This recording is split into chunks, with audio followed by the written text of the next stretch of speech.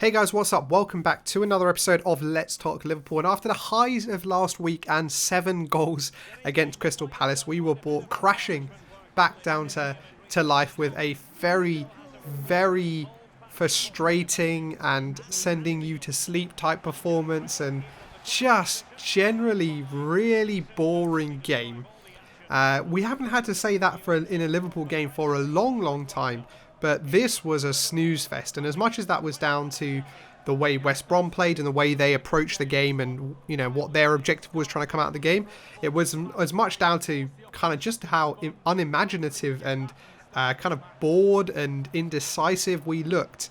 This was, I don't really say it too often because it hasn't really been the case for the past couple of years now, but yeah, this was one snooze fest of a game. Definitely a bit of a Christmas hangover going on. Maybe with some of the way we played and some of the ideas and things that we were trying. But first of all, let's touch on the team that started. It was broadly the team we expected to start. I would say arguably at the moment, given the players that have been playing so far this season, our strongest 11. Really frustrating to hear, unfortunately, some news about Naby Keita, who looks like he's going to also be out for the Newcastle game in midweek as well. You know, had a good game against Crystal Palace. I praised him in that game for what he brought to the team, which I thought allowed Firmino to get further forward and actually end up getting us goals. So frustrating to see him out, and actually in hindsight he would have actually been a very useful player. We needed that player to try and force the ball into the front players because of the way West Brom were playing.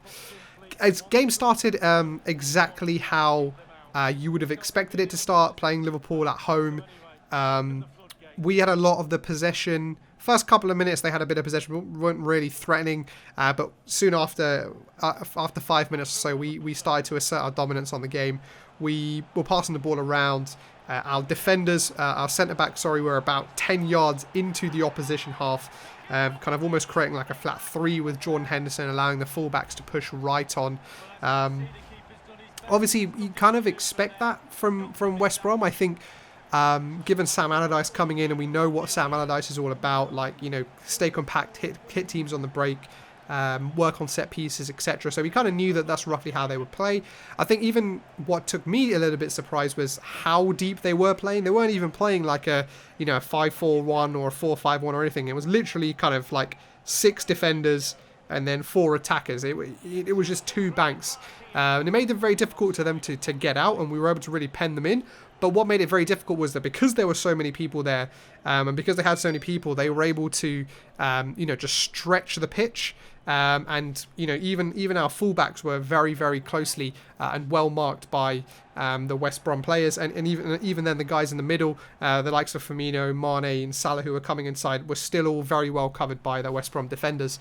And you could just tell from the first 5 minutes, this game was going to go one or two ways. It was either going to go, we're going to get an early goal, and maybe their confidence might go, and what Sam Allardyce had planned to do would fall apart, and we'd maybe go ahead and then score 3, 4, 5 goals at home like we've done a couple of times this season already, or we were going to struggle. We've struggled in games like this, for many seasons, where we struggle to break a team down. Maybe we get a luck of fortune and we nick a 1-0, but more likely than not, we possibly end up in a 0-0 or a kind of draw situation. And fortunately, we were able to break the deadlock in the 12th minute, so really early on. Fantastic timing to get a goal. It was, as I said before, getting an early goal, we all knew would be huge. I think both teams and the fans and everyone knew getting an early goal would be huge. We got that last week against Crystal Palace, and you saw what happened, and it was definitely possible again that something similar could happen. It was a fantastic ball, absolutely wrapped into Sadio Mane from Jean Matip. It was a great chested touch to just put the ball in front of himself, and then lashed it forward with his right foot into the corner. Keeper had no chance. It was actually a very similar kind of finish and technique to the one he used to score against Crystal Palace as well. Sadio Mane obviously been practicing that in training. But what I loved to see was that for him to come and literally stand up top with Firmino as a second striker, not make that run from outside in, like go in the middle and stay up there with Firmino. And that's what kind of confused the defenders a little bit, because they weren't sure whether to stay with Firmino or whether to go to Mane. And I'll talk a bit about in the shout out to Klopp at the end of this episode about how I think maybe a formation change could have helped us in this game and may help us in games moving forward. But I thought that was a really positive thing and a really good thing that we did it so early in the game. After that, the kind of half continued as it was before. We kind of kept the ball. West Brom didn't really change their game plan. They weren't trying to push more forward. They weren't trying to press higher. Now they were 1-0 down. And we were kind of just passing the ball side to side. Couple of crosses in with near misses, but nothing really that really looked like we were going to threaten the goal. The goalkeeper wasn't really threatened. And we honestly, as I said at the beginning, the game was a bit of a snooze fest. We looked a bit bored and a bit tired just kind of passing the ball around. Just players kind of just wishing that West Brom players pushed up on us a bit more, which maybe would have opened the space, allowed those quick 1-2s that we played, those layoffs. Just wasn't happening based on kind of how we were playing and how West Brom were playing. And as that first half really drew on, we honestly just looked very bored. And kind of going into the second half, West Brom took a bit of encouragement, I think, from how they defended really well in the first half. Obviously, they conceded, but after that, they pretty much held us to nothing, really. And they were able to push a couple of people further up the field, the midfielders, their striker, who they were starting with, but Carlin Grant. But, they were able to just push up a little bit higher. But the thing that I guess Sam will be impressed by was that they were able to do that, but at the same time still keeping very solid at the back. And they were threatening a bit more, and we still struggled we just looked a bit out of ideas. I would say it looked like, for me at least, the front three were kind of up for a game where they'd have to fight with centre-backs and really kind of struggle and fight for things, whereas actually the West Brom players were going, guys, you have the ball, right? You're not going to spin in behind us because we're so deep. The goalkeeper's going to pick it up if you spin in behind us. And so the players kind of had the ball, and they weren't really sure where to pass or how to really break West Brom down. And I think maybe that's a bit of lack of preparation, I think, knowing that we were going to have a lot of the ball, and we know we weren't going to have to press a lot in this game. And so it was more about what we did and the quality we showed when we had the ball rather than when we don't have the ball, which is what we've seen so many times in the future.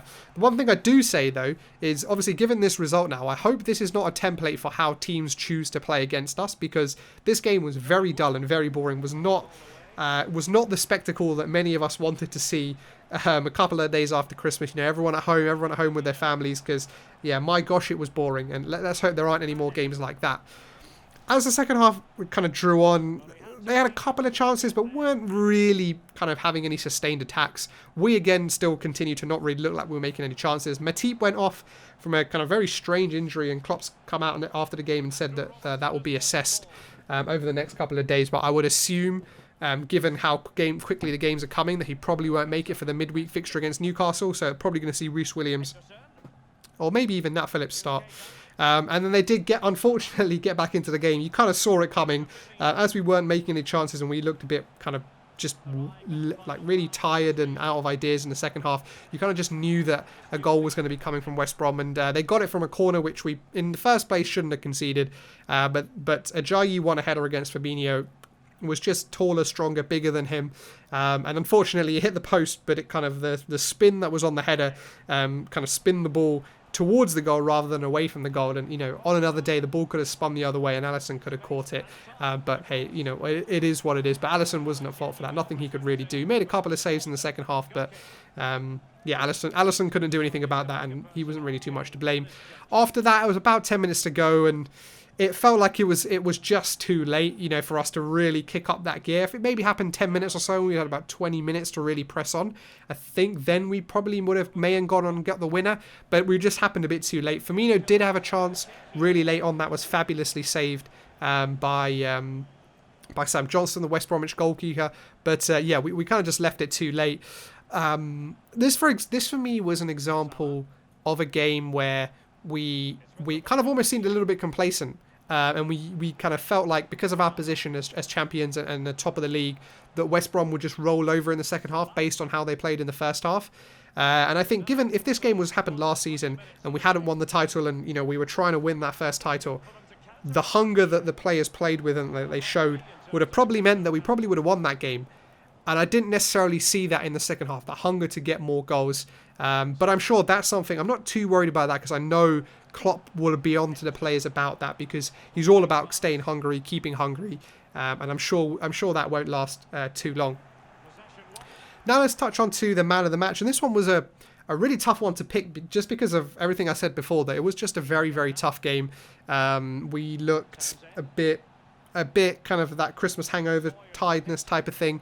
But I'm going to have to give it to Sadio Mane in a game where we really didn't create very many chances. We needed his goal. He was clinical with his chances. That was pretty much his first chance of the game as well, when he scored his goal in the 12th minute. He didn't need any sighters, and that really helped set us on the way to ultimately get the draw out of this game. But in a game where there were so very few chances, I think his ruthlessness and clinical finishing really helped us, which is why I gave him man of the match.